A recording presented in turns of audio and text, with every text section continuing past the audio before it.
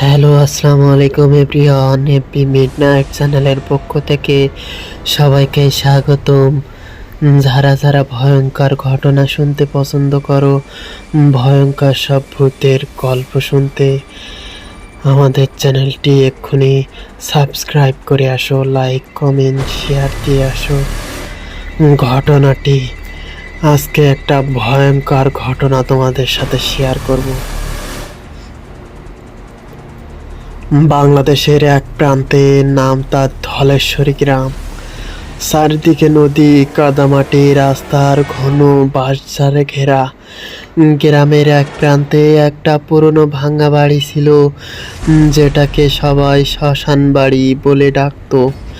কারণ বহু বছর আগে ওই বাড়িতে এক নববধূ অদ্ভুত মৃত্যু হয়েছিল, আর তার নাম ছিল মেহেরুন।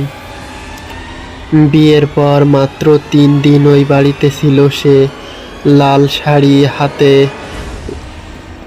লাল শাখা, পায়ে নূপুর। গ্রামে সবাই বলতো, এমন সুন্দর মেয়ে তারা কখনো দেখেনি। কিন্তু তৃতীয় রাতেই পূর্ণিমার আলোয় তার মৃতদেহ পাওয়া যায় যার বাড়ির পেছনের পুকুরে।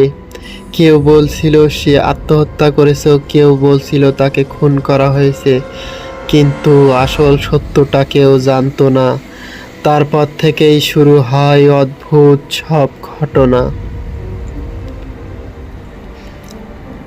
রফিক নামের এক যুবক শহর থেকে গ্রামে আসে। সে স্কুলে শিক্ষকতা করবে।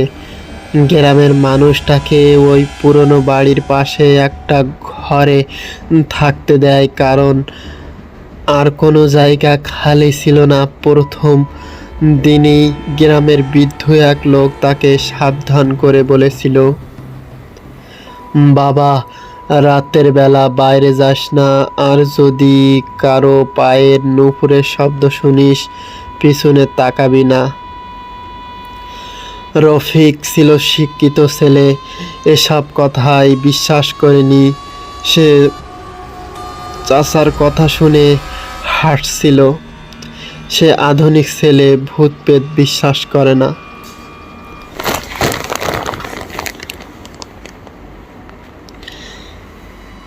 এক রাতে গভীর নীরবতার মধ্যে ঝনঝন ঝন নূপুরের শব্দ। রফিক প্রথমে ভাবে কেউ হয়তো হেঁটে যাচ্ছে, কিন্তু শব্দটা খুব কাছেই, ঠিক তার জানালার পাশেই। সে ধীরে ধীরে জানালার দিকে এগিয়ে যায়। হঠাৎ একটা ঠান্ডা বাতাস এসে তাকে ছুঁয়ে যায়। সে জানালার ফাঁক দিয়ে তাকায়, দেখে একজন নারী দাঁড়িয়ে আছে। লাল শাড়ি, খোলা চুল, মাথা নিচু, আর তার পা উল্টো দিকে ঘোরানো। রফিকের বুক ধক করে উঠে। মেয়েটা ধীরে ধীরে মাথা তোলে। তাকে দেখতে যেন কিরকম ভয়ঙ্কর। রফিকের যেন শরীর থেকে আত্মাটা বেরিয়ে যাওয়ার মতো। ভয়ে তার গা কাঁপছিল, কিন্তু নিজেকে বোঝায় এটা হয়তো তার কল্পনা। পরের রাতেই একই শব্দ। এবার সে সাহস করে বাইরে বের হয়। বাঁশঝাড়ের দিকে যেতে যেতে সে শুনতে পায় কেউ ফিসফিস করে ডাকছে, রফিক, রফিক। সে থেমে যায়। হঠাৎ সামনে সেই মেয়েটা। সে বলল, আমাকে কেন ফেলে চলে গেলে? রফিক অবাক, আমি তো আপনাকে চিনি না। মেয়েটা চোখ দিয়ে রক্ত ঝরতে শুরু করে। সে ধীরে ধীরে এগিয়ে আসে। পরের দিন সকালে রফিক গ্রামের বৃদ্ধর কাছে যায়। বৃদ্ধ সব খুলে বলে, মেহেরুনকে তার স্বামী, তার শ্বশুর বাড়ির লোকজন মেরে ফেলছিল, কারণ তারা আরেকজনকে বিয়ে করতে চেয়েছিল। মেয়েটা মরার আগে শপথ করেছিল সে কাউকে ছাড়বে না।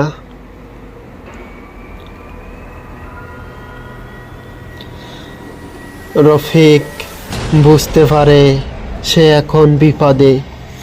রফিক চাইছিল সে এই রাতটা শেষ করে ওখানে আর কোনো দিন থাকবে না। শেষ রাতে, সেদিন ছিল পূর্ণিমার রাত। আকাশে ভৌতিক আলো। রফিক পালানোর চেষ্টা করে, কিন্তু দরজা খুলতেই দেখে সামনে মেহেরুন দাঁড়িয়ে। আর সে আরও ভয়ঙ্কর।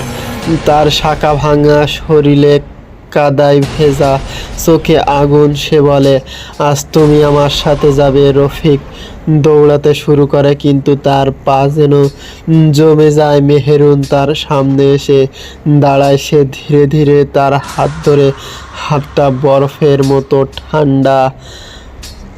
পরের দিন সকালে গ্রামের মানুষ দেখে রফিকের ঘর খালি, শুধু মেঝেতে পড়ে আছে একটা ভাঙা শাখা আর কিছু রক্তের দাগ। আর রাত হলে এখনো শোনা যায় ঝনঝন ঝন নুপুরের শব্দ। আর কেউ যদি ভুল করে এই পথে যায়, তবে দূর থেকে দেখা যায় লাল শাড়ি পরা এক নারী দাঁড়িয়ে আছে।